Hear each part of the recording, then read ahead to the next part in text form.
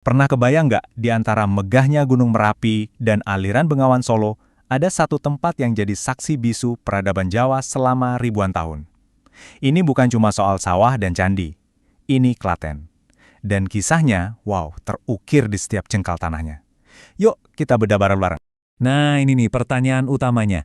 Apa sih yang bikin sepetak tanah bisa jadi pusat peradaban? Kenapa di situ? Kok bisa subur banget? Dan sejarahnya itu loh, dalam banget. Ayo kita cari jawabannya. Oke, kita mulai dari awal banget ya.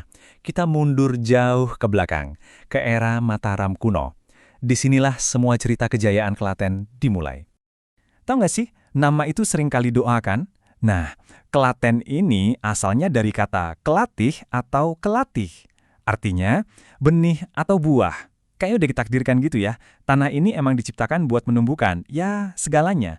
Kehidupan, budaya, bahkan peradaban besar. Terus, resepnya apa dong? Kok bisa sehebat itu? Coba lihat deh, ini kombinasi yang sempurna banget. Pertama, tanahnya super subur karena dapat pupuk gratis dari Gunung Merapi.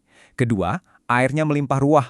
Dan yang ketiga, lokasinya strategis abis. Nggak heran kalau tempat ini jadi jantungnya kerajaan Mataram kuno. Dan ini bukan cuma omong kosong atau teori di atas kertas loh. Buktinya itu ada, nyata, dan bisa kita lihat sampai sekarang. Terpahat di atas batu dan skalanya gila, gede banget.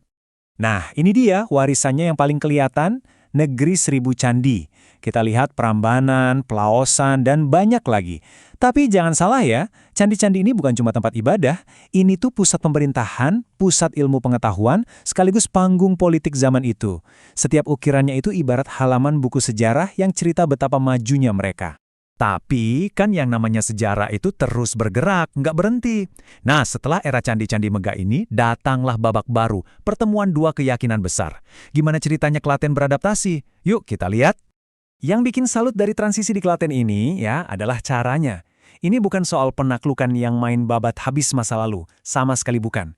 Prosesnya itu pelan-pelan, bertahap, dan ini yang paling penting, damai. Keyakinan baru masuk, tapi akar yang lama nggak dicabut. Keren kan? Nah, kuncinya ada di konsep yang namanya sinkretisme. Jadi bukannya berantem, malah nyampur. Tradisi-tradisi lama dikasih makna baru, terus ajaran yang baru ini diterima dan jadi bagian dari budaya yang udah ada. Inilah yang bikin budaya Klaten itu unik banget sampai sekarang. Oke, lanjut ke babak berikutnya. Panggung sejarah Klaten sekarang diramaikan oleh pemain-pemain baru. Ada Kesultanan Mataram Islam yang kuat dari dalam, ada juga kekuatan kolonial yang datang dari jauh. Dan coba tebak, polanya keulang lagi. Tanah subur Klaten lagi-lagi jadi primadona. Buat Kesultanan Surakarta dan Yogyakarta, Klaten itu lumbung padinya mereka. Nggak ada gantinya, perannya sama persis, penting banget. Cuma, ya penguasanya aja yang ganti. Tapi semua berubah waktu Belanda datang, dinamikanya jadi beda. Kesuburan yang tadinya jadi sumber makmur, sekarang malah dieksploitasi habis-habisan. Ada yang namanya kultur stelsel atau sistem tanam paksa. Sawah yang harusnya ngasih makan malah jadi sumber penderitaan. Nah, dari tekanan inilah bibit-bibit perlawanan mulai tumbuh. Dan benar aja, dari bibit perlawanan itu lahirlah perjuangan yang jauh lebih besar. Klaten untuk kesekian kalinya ada di garda terdepan, jadi saksi langsung lahirnya sebuah bangsa. Lagi-lagi, letak geografisnya ini yang menentukan. Jalan yang dulu dilewatin raja-raja kuno, sekarang jadi jalur gerilya buat para pejuang kemerdekaan. Coba bayangin, di antara reruntuhan candi dan hamparan sawah, Klaten jadi saksi bisu perjuangan bangsa kita. Wow, dari zaman kerajaan, pindah keyakinan, sampai perjuangan kemerdekaan, kita udah lihat Klaten ini perannya macam-macam banget. Terus apa artinya semua ini buat Klaten yang sekarang? Gimana sejarah yang super kaya ini ngebentuk Klaten hari ini? Nah, di sini kita bisa lihat benang merahnya. Kesinambungan. Peran-peran di masa lalu itu ternyata masih relevan sampai sekarang loh. Yang dulu pusat kerajaan, sekarang jadi warisan budaya Seribu Candi.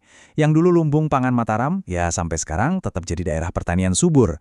Esensinya tuh nggak pernah hilang, cuma bentuknya aja yang menyesuaikan zaman. Jadi intinya apa? Klaten ini bukan cerita tentang perubahan yang tiba-tiba dan drastis, bukan. Ini tuh cerita tentang adaptasi dan kesinambungan yang luar biasa. Jadi, kalau kita lihat Klaten sekarang, itu sama aja kayak kita lihat lapisan-lapisan waktu. Tanah yang dulu jadi pondasi Candi Prambanan, sekarang menumbuhkan padi buat kita makan. Sejarah dan masa depan, dua-duanya tumbuh bareng, dari tanah yang sama. Dan ini ninggalin kita sama satu pertanyaan penting, bukan cuma soal Klaten, tapi juga soal kita semua. Gimana caranya kita menghargai sejarah yang udah ngebentuk kita, tapi di saat yang sama, kita juga terus membangun masa depan? Mungkin jawabannya ada di sana, di Tanah Subur Klaten, yang ngajarin kita kalau masa lalu dan masa depan itu ternyata bisa tumbuh berdampingan.